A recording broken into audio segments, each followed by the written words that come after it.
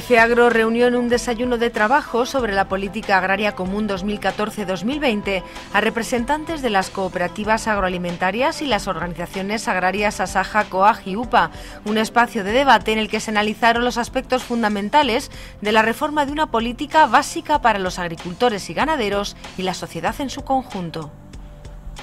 Creo que lo que hay es que comunicar a la sociedad, sobre todo el papel de la agricultura y del sector agroalimentario. No es una cuestión de legitimar, es una cuestión de que la sociedad entienda y conozca lo que es el sector. Nosotros las cooperativas a veces nos dedicamos a trabajar y no a comunicar. Yo creo que a los agricultores les pasa exactamente lo mismo. Y muchas veces cuando hablamos a los medios de comunicación, pues de lo que hablamos es de las ayudas. Y por eso la percepción que tiene el consumidor es que es un sector subsidiado, que vivimos de los impuestos de los demás. Y no es así. Yo creo que la educación, la sanidad, hay determinados sectores que por calificarse de estratégicos necesitan tener un apoyo por detrás, porque es que si no se podrían generar desequilibrios que irían en detrimento de la sociedad. Y eso genera y justifica pues el establecimiento de una política agrícola común, que afortunadamente es una política común y por eso se beneficia de un presupuesto comunitario. Ojalá tuviésemos una política de sanidad común, ojalá tuviésemos una política de defensa común, una política de educación común, entonces habría un presupuesto y seguramente que ahí la política agrícola común se quedaría reducida pues a un 2% del presupuesto, pero es que realmente es que no hay políticas comunes salvo unas poquitas entre las que está la política agrícola común. La sociedad debe saber que en los momentos de crisis que estamos atravesando, el sector agrario y el agroalimentario se ha convertido en el auténtico colchón de la sociedad. Primero ha acogido a muchos desempleados. Nosotros las cooperativas en los últimos años hemos crecido la facturación, estamos ahora mismo en 25.000 millones de euros, pero no solo hemos crecido la facturación, hemos crecido y creado empleo, un 4% en algún año, cuando se estaba destruyendo empleo. ¿Por qué? Porque mucha gente que estaba viviendo en la ciudad vuelve al campo, y en el campo lo acogen. Y oye, entre todos, como es la sociedad en el campo, pues oye, pues se participa y se da acogida. Sería imposible estar en una sociedad con un 24% de paro si no tuviésemos una sociedad agraria detrás como la española. Los que conocemos el medio rural sabemos que realmente las familias que se han quedado sin trabajo, pues al final han sido acogidas pues en gran medida por sus familias que están en el medio rural y se han vuelto de la ciudad al campo. Después, somos un sector que actualmente somos el primer sector exportador de España, con una tasa de crecimiento espectacular y con una balanza positiva que supera los 7.000 millones de euros. ¿Qué eso permite? ¿Qué permite? Pues oye, pues que entre más dinero del que sale y en definitiva pues se puedan seguir con las políticas sociales que en definitiva tienen un coste también para las arcas españolas. España no se recuperará en lo económico hasta que no mejore su balanza comercial. Y la agricultura, el sector agroalimentario, está siendo el timón y está siendo el motor de las exportaciones. Solo se puede exportar si somos competitivos, si hacemos bien las cosas y somos pues eficientes, más eficientes que la competencia. Luego, aquí detrás hay un sector agroalimentario y agrario extraordinariamente potente y competitivo. Tenemos que competir ¿con quién? Con la primera división. Estamos compitiendo con los franceses, con los alemanes, pero también con los norteamericanos, con los brasileños. Estamos, en definitiva, pasando la asignatura de la competitividad, que en España posiblemente sea de los pocos sectores que la está pasando, porque hay muchos sectores que desgraciadamente todavía no son suficientemente competitivos y no están lanzando la economía. El agrario lo es. Y no somos competitivos porque hay una política agrícola comunitaria detrás. Somos competitivos porque, en definitiva, hemos incorporado eficiencias tanto en la fase productiva como en la fase transformadora. Y termino. La sostenibilidad. La sostenibilidad tiene tres patas. La pata medioambiental, sin duda, la pata económica y la pata social territorial, que yo la meto en el mismo sitio. Si una de esas tres patas se cae, ninguna actividad económica es sostenible. Y yo creo que hay pocos sectores como el agrario que sean sostenibles en lo económico, en lo medioambiental y en lo territorial. Y eso es algo que tenemos que vender a la sociedad. Los españoles, hablábamos, no hay ningún país en la Unión Europea tan diverso como el nuestro, y que tenga una diversidad climática, una diversidad agronómica como el nuestro. Luego, por lo tanto, es un país complejo, sobre todo a la hora de defender los intereses, que no puedes olvidarte de nadie. Claro, un danés pues tiene ganadería y tiene cereales, punto. Nosotros tenemos sectores continentales, atlánticos, mediterráneos y tropicales. Y todos son fundamentales allá donde se están produciendo, porque dile tú a un canario que no es importante el plátano, o dile tú a un gallego que no es importante la leche, o a un catalán que no es importante el arroz o los frutos secos. Entonces, en definitiva, yo creo que esa diversidad es una gran riqueza.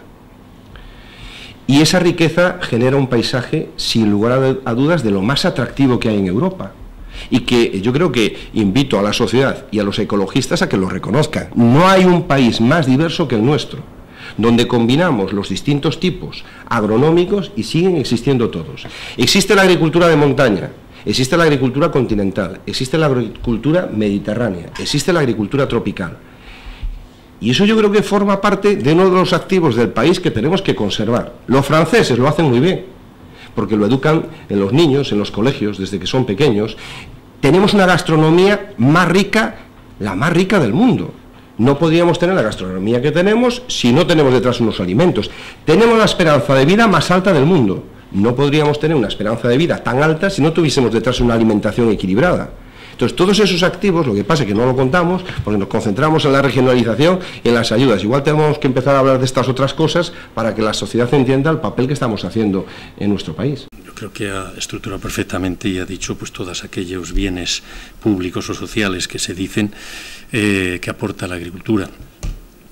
Yo diría que a la sociedad, aparte de trasladarle efectivamente todos esos beneficios, todos esos bienes públicos, la gestión territorial, el equilibrio medioambiental, es decir, porque evidentemente incidimos en el medio y también desde ese punto de vista la biodiversidad en nuestro país no tiene nada que ver con el resto de Europa, es decir, por lo tanto hemos preservado el medio, como no lo ha preservado nadie más.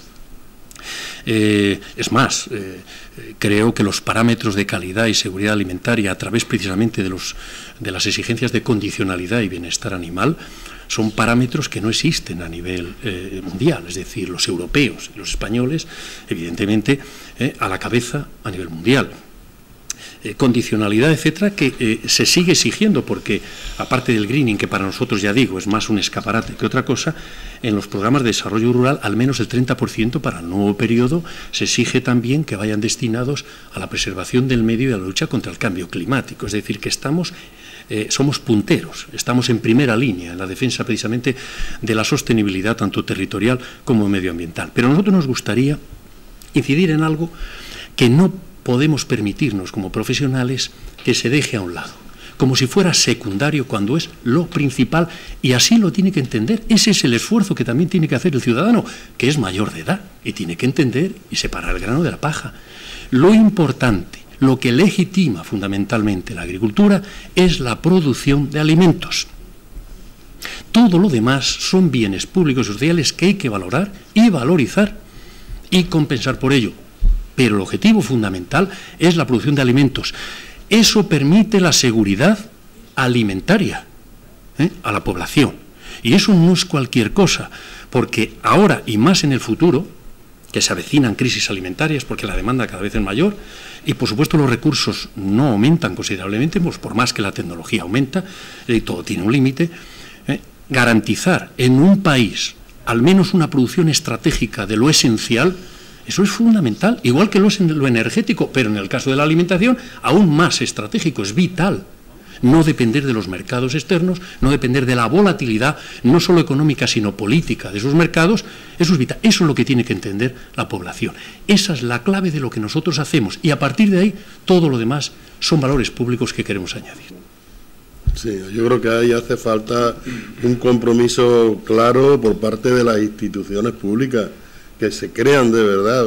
Yo creo que incluso la ciudadanía en general, hay casos donde precisamente la gente no conoce todavía diferencias.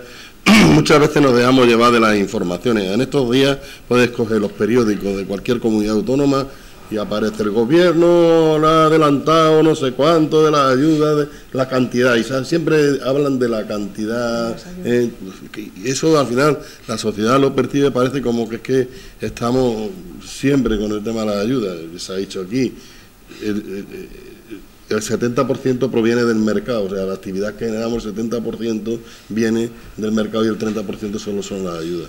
La percepción que tienen, según el Eurobarómetro, es que bueno, más de 3/4 partes de la población apoya el tema de la paz y tal. El coste, si se metiera, como bien decía Eduardo, no sería, si hubiera presupuesto de todos los Estados miembros de la Unión Europea, se metiera en una bolsa, la política agraria común no es más del 1%, y a cada ciudadano no le cuesta más de 30 céntimos de euro al día el mantener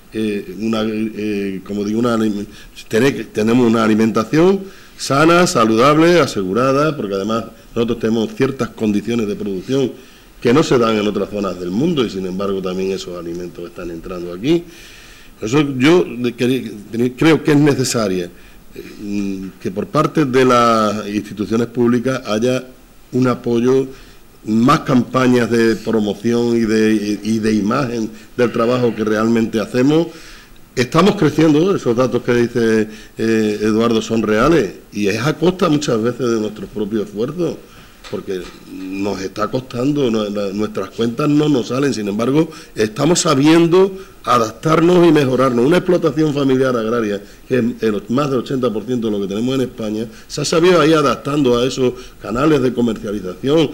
Trabajar en el campo, afortunadamente, hoy ya no es como era hace 25 años. Por lo tanto, ningún joven tenía que tener miedo a dedicarse a la agricultura, porque antes éramos esclavos de nuestro trabajo, y ahora tenemos un trabajo que, con los cambios que se han hecho, pues nos permite una libertad para poder hacer, aparte del trabajo, otras cosas y demás.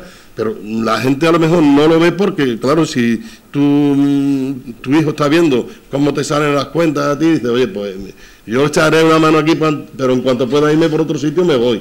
Tendríamos que aprovechar, y yo creo que precisamente la crisis ha traído el que haya mucha gente que tiene ganas de hacer cosas en el campo, pero necesitamos que de verdad los esfuerzos se hagan. A mí me sorprende de que precisamente en la política de jóvenes agricultores, en cualquier comunidad autónoma este año, se han solicitado montones de incorporaciones y resulta que no hay fondos.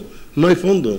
Estamos diciendo que los jóvenes no se incorporan, pero yo puedo conocer, por ejemplo, Extremadura, que soy de allí, más de 1000 jóvenes han solicitado y no hay presupuesto nada más que para 300. Si queremos rejuvenecer el campo, pongamos en marcha todo ese tipo de medidas. Yo creo que de verdad hace falta un esfuerzo por parte de todos para que se conozca de verdad el trabajo que hacemos en el día a día y se le dé el valor.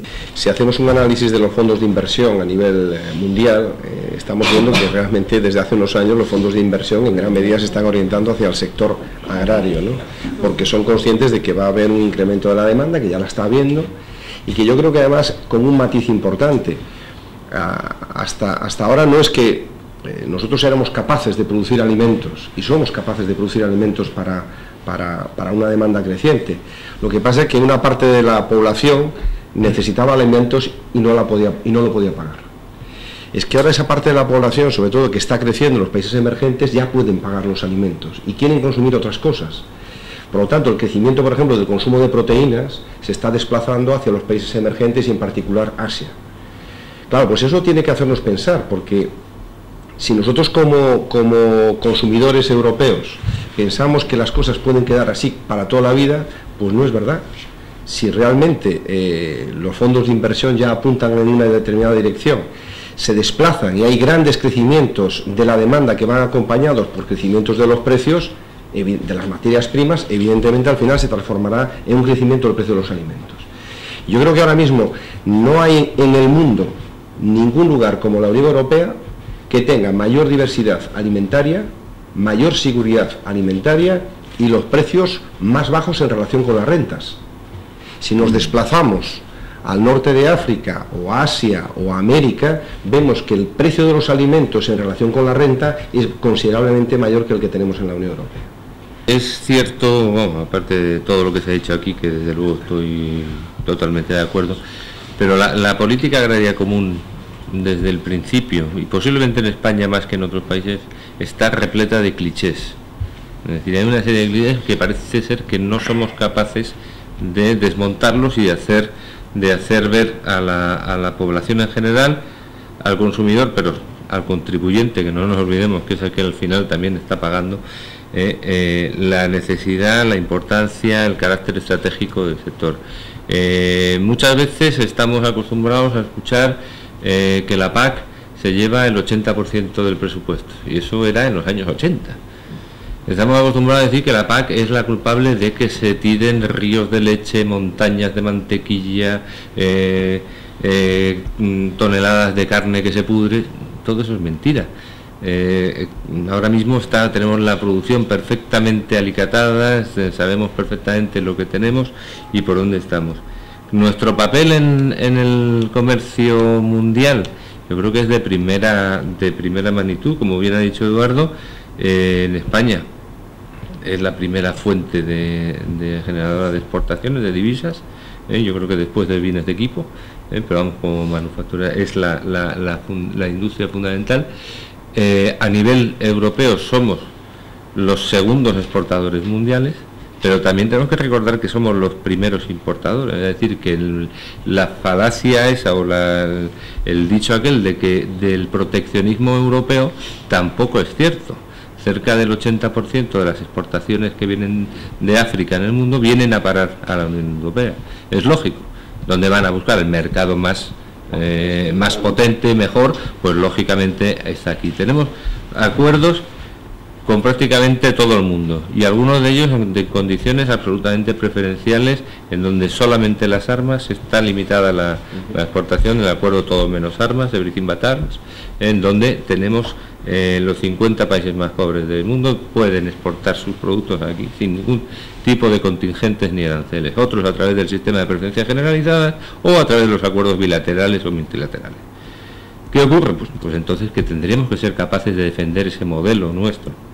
Y ese es el modelo que tenemos que hacerlo vender fuera, en las negociaciones comerciales, pero también dentro. Y en esto, un poco en el hilo donde lo decíamos todos en realidad, pero tal vez Lorenzo lo decía con más énfasis, en donde tiene que haber una campaña en donde podamos nosotros demostrar a nuestros conciudadanos la importancia del sector. No puede ser de recibo que, como tú decías anteriormente, cuando le preguntes a un niño de dónde viene la leche, te señale un tetrabric. O el pollo y te señala un pollo asado. No tiene ningún sentido que eso se demuestre o se esté dando en una sociedad que se dice la más civilizada del mundo, ¿no? Entonces, todo ese tipo de orientaciones tenemos que saberlo. Es cierto que el Eurobarómetro aprueba por goleada la tarea de la agricultura, la tarea del agricultor. Debemos ser capaces de aprovechar esa corriente y hacer ver también que la mayoría de las crisis que hemos tenido últimamente han tenido precisamente como origen la falta de alimento. Desde la crisis de las tortillas en México hasta la primavera árabe, hasta todo lo que pueda estar pasando por ahí, que el alimento tiene que ser. Con lo cual, aquellas voces que andan diciendo que no es necesario que haya agricultura en la Unión Europea, que podemos importarla, se den cuenta que lo que están pretendiendo es crear una especie de OPEP para la alimentación, es decir, que solamente sean 3 o 4 países, Brasil, Argentina, Estados Unidos, Australia, los que vayan a producir. Hemos visto que hay medidas a nivel unilateral, tanto de Estados Unidos como de Brasil, como de Argentina, en donde esas exportaciones al final nos van a hacer no solamente dependientes, sino que van a ponerlo al precio y en las condiciones sanitarias, veterinarias, medioambientales que ellos quieran. A ver, vamos a empezar por lo positivo. Yo creo que lo importante es que hay PAC, ¿no? Yo creo que es muy importante que, aunque critiquemos los elementos de la PAC, yo creo que todos estamos convencidos que es necesario, y yo creo que más que nunca, tener una política agrícola común. Porque no hay que perder de vista que uno de los retos más importantes de la humanidad en los próximos años, si no el que más, va a ser el reto alimentario. Alimentar a una población creciente, a una demanda creciente, y Europa tiene que ser consciente de que tenemos que tener un tejido productivo capaz de poder asumir el reto alimentario pues en condiciones de éxito. Ya incluso más allá de la importancia territorial que tiene el sector, y que seguramente que vosotros vais a hablar mucho más que yo, para nosotros, para las cooperativas y para el sector en su conjunto, alimentar a una población creciente que va a experimentar en los próximos años un incremento de la demanda alimentaria del 70%, supone un reto sobre todo a países y a regiones como la Unión Europea, con una densidad demográfica muy alta y que evidentemente podían sufrir grandes alteraciones en el mercado alimentario si no hay una política agrícola común que en definitiva pues permita mantener un sector vivo, activo y con unas reglas comunes. Dicho esto, pues realmente nosotros pensábamos que la política agrícola común iba a estar a la altura de este gran reto. Sin embargo, vemos que hay profundas contradicciones, que son fruto fundamentalmente pues, de los compromisos entre los distintos Estados miembros y de la heterogeneidad productiva, social y económica y política que tienen los 28. Entonces, realmente, al final, la reforma de la PAC, más que atender las necesidades del sector y las necesidades, digamos, de la sociedad en su conjunto y esta gran necesidad que es el reto alimentario, al final lo que hace es concentrarse en mecanismos que de alguna forma permitan un acuerdo político en el reparto presupuestario. Entonces, yo realmente creo que lo más negativo de esta reforma es que no hemos aprovechado un momento clave para orientar al sector y establecer mecanismos que permitan pues, afrontar el gran reto alimentario y el otro de los grandes retos que tenemos, que es el desequilibrio de la cadena. El desequilibrio de la cadena está provocado por una atomización de la oferta y una gran concentración de la demanda. ¿Y eso qué provoca? Pues que realmente quien impone la ley es normalmente el último eslabón de la cadena y que traslada la presión pues digamos río arriba hasta que llega al productor. Y francamente, yo creo que esto es lo más negativo, no hay instrumentos en la política agrícola comunitaria ni que incentiven de forma clara pues una mejora de la productividad para poder acometer el reto alimentario, ni hay mecanismos de regulación de mercado que permitan en un momento determinado atender situaciones de crisis. A pesar de que era uno de los objetivos de esta reforma. Creemos, y lo estamos viendo con el veto ruso, no hay instrumentos suficientemente potentes como para poder atender situaciones de crisis. Para no extenderme más y hablar de lo positivo, decía antes, lo positivo es que hay PAC, yo creo que necesitamos una política agrícola común, pero ya ciñéndonos a lo que se ha acordado, para nosotros, para las cooperativas, era muy importante tener un Plan Nacional de Desarrollo Rural. Hasta ahora, lo que teníamos en el último periodo de programación eran 17 PDRs que de alguna forma establecían 17 políticas en gran medida diferentes en las comunidades autónomas, pero no había dentro de España una política común española, sobre todo que nos permitiese para nosotros, para las cooperativas, potenciar la fusión y la integración de las cooperativas para poder estar en condiciones de enfrentarnos a un mercado cada día más global y más concentrado. Y yo creo que ese ha sido para nosotros un caballo de batalla que finalmente se ha conseguido. Ahora vamos a ver, todavía no conocemos, no ha concluido el debate entre comunidades autónomas y Administración Central, pero sí que estimamos que tener un Plan Nacional de Desarrollo Rural que impulse la integración cooperativa para nosotros es, sin lugar a dudas, lo más positivo de esta reforma. Y después, elementos positivos, pero que siguen siendo incógnitas, es la OCM única. Pues sí, nos da más protagonismo al sector, a las organizaciones de productores, a las interprofesionales, pero siguen muchas incógnitas por despejar. La compatibilidad de la OCM única con el derecho a la competencia, pues sigue siendo una de las preguntas que de forma reiterada hacemos y que todavía no han encontrado respuesta. Hay que pensar que el ciudadano, el consumidor, necesita detrás un tejido productivo, agrario y agroalimentario en Europa. Pensar como se podía pensar hace unos años, que Europa tenía que concentrarse en la industria, en los servicios y olvidar el sector primario, es un auténtico suicidio. Tenemos que pensar que basta que haya un problema en un sector, como vimos en el año 2007, en el sector lácteo, en el sector de los cereales, como consecuencia de la mera especulación o la simple sensación de que va a haber un desabastecimiento para que suban los precios de forma extraordinaria. Entonces, el que haya una política agrícola comunitaria que, en definitiva, garantiza una producción interna en la Unión Europea, yo creo que el primer beneficiario es el propio consumidor. Tenemos que pensar en el coste de no haberla. Si no hay una política agrícola común, ¿qué ocurriría? Que habría un traslado importante de la producción de determinadas producciones a las zonas donde posiblemente sean, la mayoría de los casos, muy alejadas de nuestros países. Bueno, yo creo que Eduardo ha centrado muy bien el debate y ha dado unas líneas maestras sobre la PAC, la valoración que yo creo que todos podemos compartir.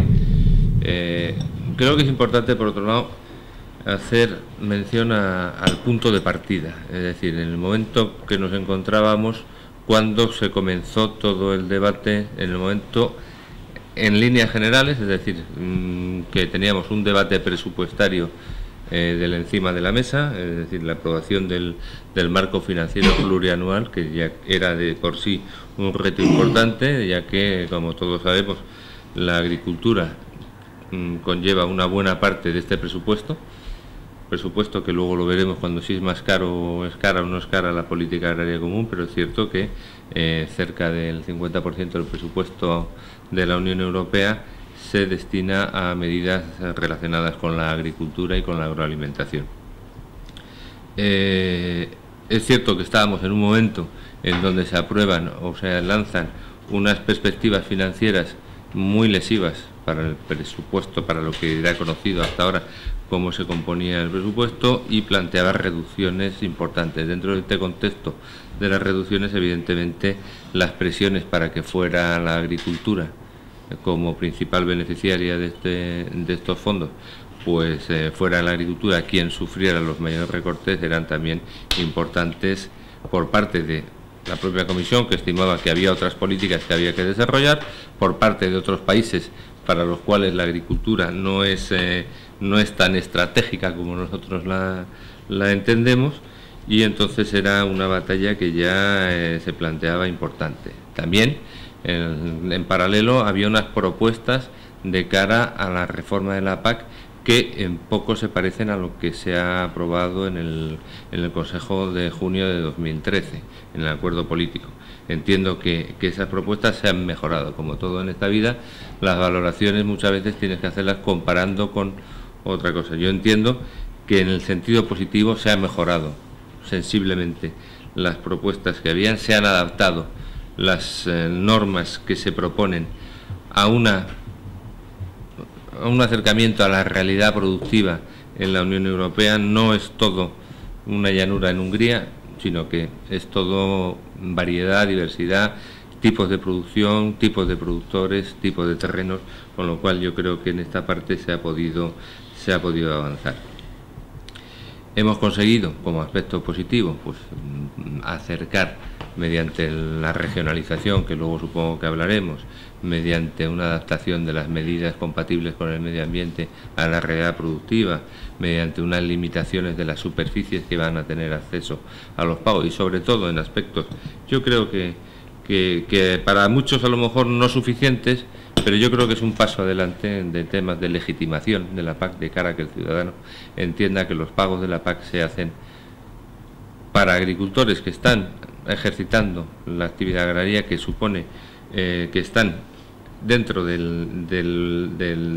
son activos dentro de la actividad agraria, y por realizar actividad agraria. Creo que eso también es importante, que en los anteriores mensajes del desacoplamiento, del cobro de las ayudas, independientemente de que se hiciera o no se hiciera agricultura, no era positivo a efectos de que el ciudadano entendiera el porqué de unos pagos de la política agraria. En el aspecto negativo, pues yo creo que Eduardo lo ha resaltado claramente, no resuelve de todo el problema.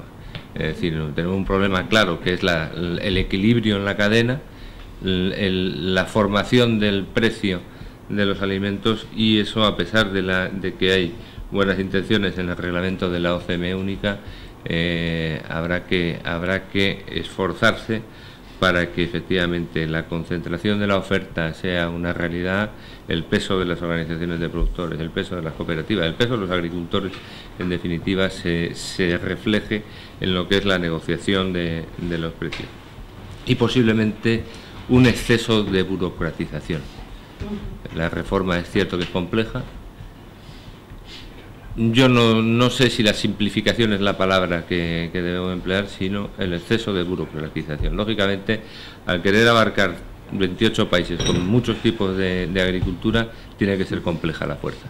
Pero lo que no tiene sentido es que nos estén pidiendo papeles uno de encima de otro, otro delante de otro, para al final llegar a las mismas conclusiones. Nosotros necesitamos estabilidad, necesitamos tener, pues, hacer nuestras previsiones con tiempo, y no se pueden estar cambiando las normas cada 4 días. O sea, es decir, no ha empezado todavía, porque hasta 2015 pues es cuando entra en vigor la reforma de la PAC, y yo he asistido hace 15 días a un congreso del COPA, y el propio comisario todavía no ha tomado posesión y ya está hablando de que probablemente en poco tiempo tendremos otra.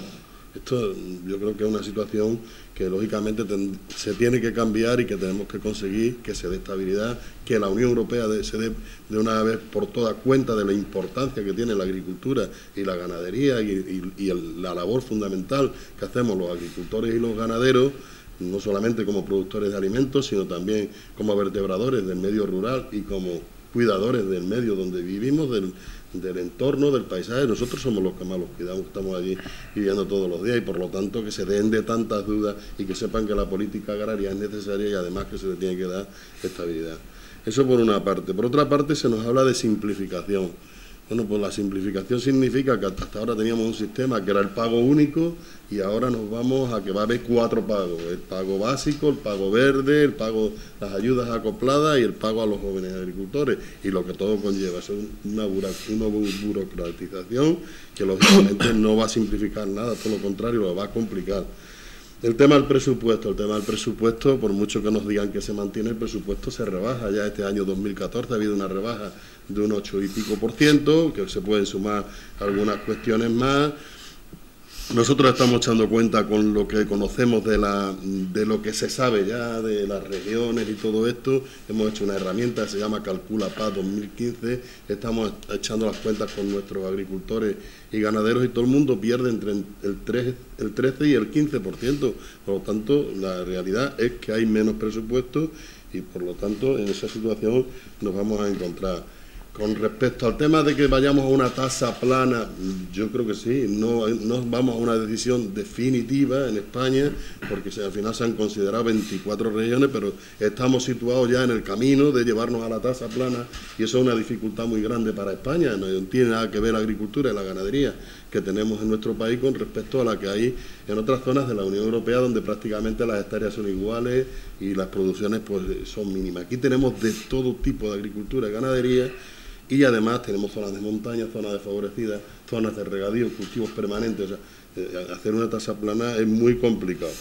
Y algunas decisiones españolas que nosotros consideramos negativas también, pues en primer lugar es que no se metan todos los sectores productivos. Nosotros consideramos que todos los sectores que producen en este país tienen que tener acceso a las ayudas, al presupuesto que viene de la PAC. Y aquí se ha decidido que no entren las frutas y hortalizas, cuando otros países de la Unión Europea, pues Francia, Alemania, Rumanía, han decidido que sí. O sea, no vamos a competir en igualdad de condiciones a partir de ahora, y son sectores que están teniendo muchos problemas de precios, sobre todo en los últimos años y tal. Creemos que también es negativo que al final se haya ido solo a 24 regiones cuando se le permitía que se pudieran hacer, y ellos en la negociación habían dicho de ir en torno a 40, porque esto va a generar problemas, conflictos. De hecho ya lo está generando. Hay comunidades autónomas donde se han sacado municipios que se meten en otra región a la que no pertenecían antes, y entonces esto, unos pierden, otros ganan. Está habiendo movilizaciones. Ayer mismo en Extremadura había movilizaciones con este tema. Nosotros consideramos que tomar como referencia el año 2013, eso significa que se da pie a la especulación. O sea, una reforma que se presenta su primer, propuesta a finales del 2011, lo lógico es que se tenga en cuenta un año de referencia anterior, y nosotros hemos dicho siempre que tendría que ser el 2011. Sin embargo, se ha optado por el 2013. Entre el 2011 y el 2013, cuando se conozcan los resultados, hay muchos cambios, y hay gente que, teniendo una información, se va a beneficiar de esa situación.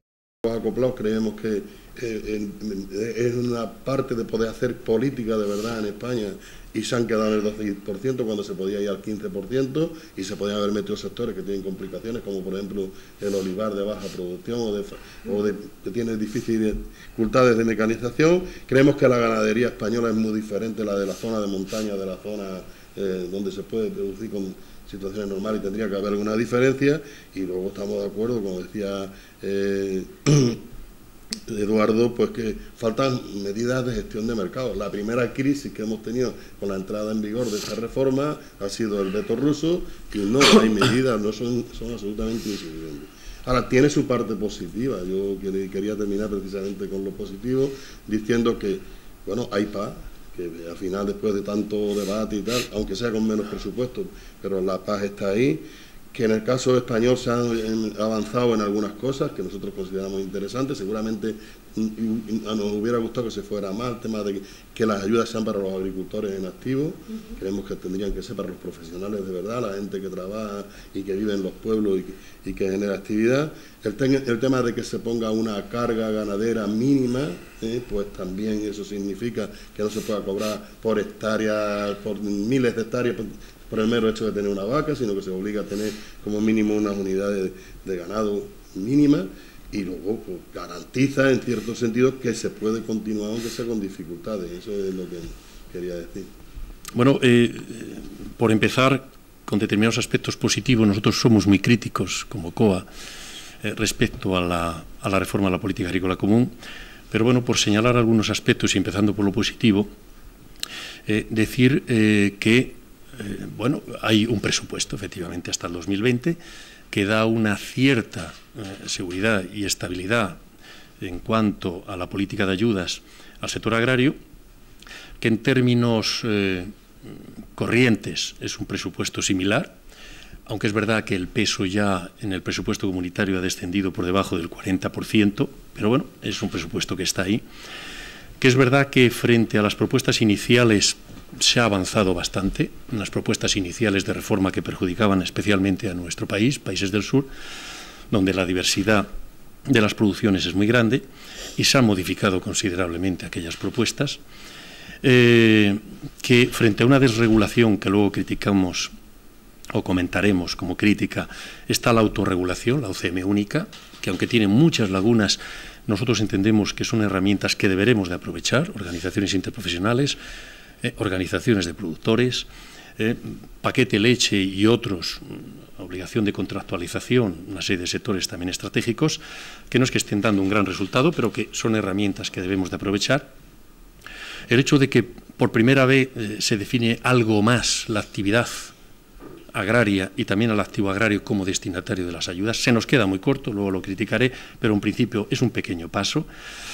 Que hemos evitado la tasa plana, que hubiera sido un desastre para nuestro país, que el verdeo se ha minorado, esa falsificación de la sostenibilidad medioambiental, que es el verdeo desde nuestro punto de vista, se ha minorado, que se ha avanzado en las ayudas acopladas, en una propuesta de COA de siempre, estamos en contra de las ayudas desacopladas, se ha avanzado en las ayudas acopladas, entendemos que eso profesionaliza y por lo tanto es positivo, y que en la política de desarrollo rural, aparte de que hay un aumento presupuestario comunitario, eso sí, pues tenemos un marco nacional que permite que no se pierdan fondos en caso de incumplimiento por parte de las comunidades autónomas, y por otra parte tenemos un programa nacional que, bueno, pues en algunos aspectos es positivo, como el apoyo, por ejemplo, a las cooperativas, a las organizaciones de productores, a la innovación e investigación, y por lo tanto lo vemos como positivo. De cara al ciudadano, bueno, pues no cabe la menor duda de que las políticas de apoyo a la agricultura es una garantía para el ciudadano, porque justamente da eso, seguridad alimentaria que cualquier país, y también los países desarrollados como el nuestro, como la Unión Europea, esa seguridad y esa garantía alimentaria son fundamentales, son vitales, porque es una cuestión puramente estratégica frente a la dependencia de países terceros, que en un mercados tan volátiles y especulativos es un verdadero problema de cara a los ciudadanos. Tener precios asequibles y estables frente a esa volatilidad es algo que evidentemente ganan los consumidores. Y bueno, el coste al ciudadano no es tanto. Nosotros, bueno, más o menos, ¿verdad?, de manera relativa, hablamos de 1,5 kilos de manzanas cada semana, lo que costaría, el precio de 1,5 kilos de manzanas semanales, lo que le costaría al ciudadano. Por lo tanto, muy poco en relación a los beneficios.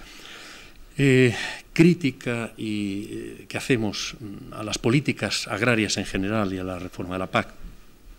Bueno, que a cambio de una política de ayudas se hace una política de desregulación de los mercados, liberalización desde nuestro punto de vista radical, eliminación de sistemas de intervención, cuotas, derechos, contingentes, aranceles. Se desmantela el principio de preferencia comunitaria del que nadie quiere hablar, al tiempo que se abren acuerdos bilaterales de libre comercio con países terceros. Consecuencia, volatilidad de los precios en origen, desequilibrios de la cadena alimentaria a favor precisamente de los que tienen posición de dominio, caída de rentas y, por lo tanto, perjuicio grave para el modelo social de agricultura, que es mayoritario, que entendemos es el estratégico y que es el que defendemos nosotros. En cuanto a la política de ayudas, se dice que es una política remuneradora de aquello que no paga los bienes públicos que generamos y medioambientales que no remunera el mercado. Entendemos que es una auténtica falacia, no se compensan. El 75% de nuestros ingresos como media procede precisamente de los mercados y nosotros entendemos que la verdadera remuneración estaría en los precios remunerativos, que es valorizar el producto, valorizar la actividad y, por lo tanto, garantizar la sostenibilidad de la agricultura, no a través de las ayudas, sino a través de unos precios ajustados, como digo, y remunerativos. Por otra parte, estas ayudas siguen siendo injustas, indiscriminadas. Algún dato, aunque luego podemos hablar más, 900.000 perceptores y solo 300.000 cotizamos a la Seguridad Social. Cuidado, el 40% de los perceptores tienen más de 65 años. Y cuidado, tan solo 28.000 perceptores de los 900.000 tienen menos de 35 años. El camino es totalmente equivocado. El camino por el que vamos es totalmente equivocado si queremos garantizar una agricultura de futuro, una agricultura profesional. Además, la PAC se camufla de verde y se nos dice, todavía lo ha dicho el comisario recientemente, Dacian Ciolos, el que ya lo deja de ser ahora, que es la manera de legitimar. No, eso es una falacia. El greening, desde nuestro punto de vista, no da sostenibilidad medioambiental.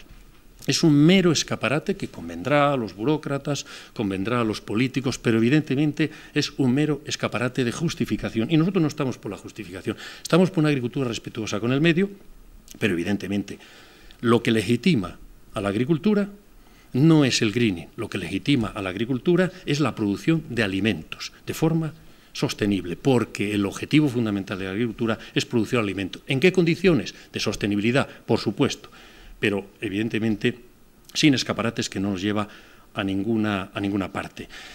Mecanismos de autorregulación, a falta de la regulación de mercados, mecanismos de autorregulación, pero muy limitados. Se mantiene el Código Alimentario de la OMC, que determina muchos acuerdos, no se regula a nivel comunitario la cadena alimentaria, no se establecen excepcionalidades, que a nosotros nos parecía que era fundamental en este contexto frente a la actuación de los organismos de competencia y, por lo tanto, se van a seguir manteniendo la posición de dominio, el desequilibrio endémico de la cadena alimentaria en perjuicio nuestro. Reducción presupuestaria. Antes dije que había, en términos corrientes, había una cierta estabilidad presupuestaria, pero en términos reales hay un descenso desde nuestro punto de vista de un 13% en el 2020. Pero además está el fondo de crisis que se saca del propio presupuesto, 433 millones de euros. Bien, sistema de regionalización, desde nuestro punto de vista, se ha superado la tasa plana, y abrevio, pero se mantiene un statu quo que desde nuestro punto de vista favorece los cheques territoriales, favorece un acuerdo político a nivel de las comunidades autónomas, pero para cual lo importante no es el cheque regional, sino el agricultor profesional esté en la comunidad autónoma que esté. Por otra parte, deja fuera profesionales de frutas, hortalizas, viñedo, sectores que se penalizan por no haber tenido PAC con anterioridad. Y por otra parte complica el sistema de derechos y el sistema también de transmisión de esos derechos. Rápidamente, agricultor activo y actividad agraria. Hombre, dije antes, es un avance, pero que agricultor activo sea aquel que solo el 20% de producción agraria de todos sus ingresos agrarios, pues la verdad se nos queda muy, muy corto. Y en cuanto a ayudas acopladas y desacopladas, bueno, pues se ha evidenciado una enorme contradicción. Resulta que queremos desacoplar todo, pero al tiempo hemos avanzado hasta un 12% de acoplamiento para que no corran riesgo sectores estratégicos como es, por ejemplo, la ganadería. Pues hay una evidente contradicción que luego podemos también analizar. Y en el segundo pilar, y ya por último, lo que se refiere al desarrollo rural. Sí. Bueno, bien, lo dije antes, el programa estatal, apoyo a cooperativo, servicios de asesoramiento, innovación, lo vemos como positivo, y como negativo es que se derivan determinadas políticas a temas que son de la Administración General del Estado, como forestación, prevención de incendios, que entendemos no deberían de entrar ahí. Si queréis, hacemos un repaso con el tema de la regionalización y las comarcas, que es complicado.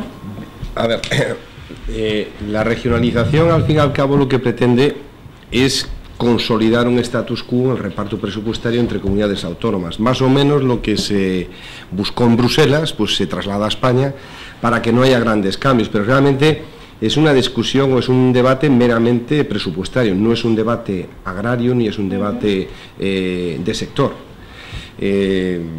Francamente, yo creo que es difícil de explicar, difícil de entender, más que en la clave de que, bueno, que las cosas cambien lo menos posible. A nosotros nos hubiese gustado, lo que pasa es que nosotros incidimos como cooperativas mucho más en los apartados estructurales y de mercado que no en el apartado de ayudas. Nosotros sencillamente en las ayudas lo que dijimos fue hay que pagar por hacer, no por estar, por hacer, por el que realmente invierte, por el que realmente apuesta por el sector y por el que está contribuyendo a la generación de actividad económica en el medio rural y el que se la está jugando en definitiva.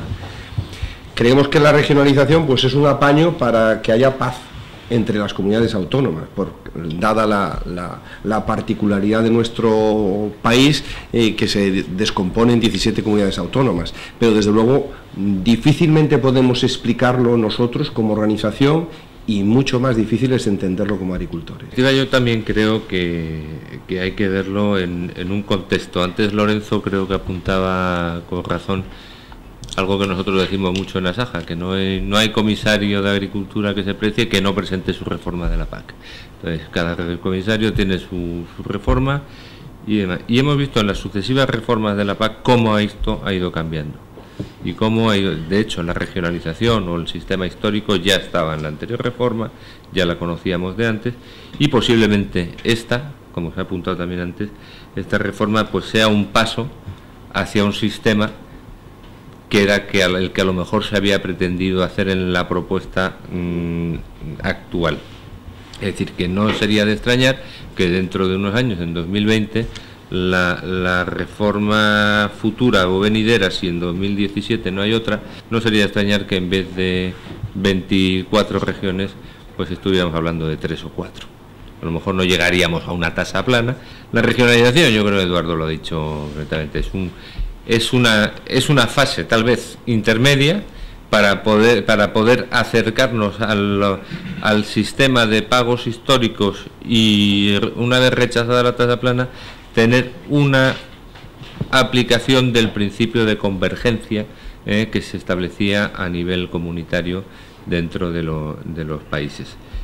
Como consecuencia, las comunidades autónomas querían mantener su sobreregional y el Estado miembro tendría que velar también porque no hubiera trasvases entre producciones, entre tipos de producción, entre secano, regadío y demás. El sistema es complejo, evidentemente, pero es que posiblemente sea el único que permite acercar todas las reivindicaciones de todos y de cada uno de los sectores que estábamos allí implicados. ¿Que es mucho o es poco 24? Pues bueno, yo creo que puede depender y vamos a ver cómo funciona. Poner más regiones implicaría un impedimento en las transferencias de los derechos, con lo cual estaríamos construyendo mucho en lo que es la transmisión entre agricultores. Poner menos nos acerca a una tasa plana que no era la que nosotros queríamos. Es decir, y en esto podemos volver con la simplificación. No hay cosa más simple que una tasa plana. Ahora, eso no quiere decir que sea justa. Y en ese sentido, yo creo que se ha tomado un término medio, que la conferencia sectorial lo aceptó y creo que nosotros evidentemente tiene disfunciones y todos estamos viendo en nuestras aplicaciones y en nuestras hojas de cálculo que vamos haciendo que hay disfunciones, que hay municipios que no deberían de estar, pero bueno, muchas veces nosotros a título de broma muchas veces decimos que este plan de regionalización ha conseguido lo que no ha conseguido la ley de las autonomías, que es que nadie quiera estar en su propia región, que quiera cambiar de región, pero bueno, eso es una broma aparte.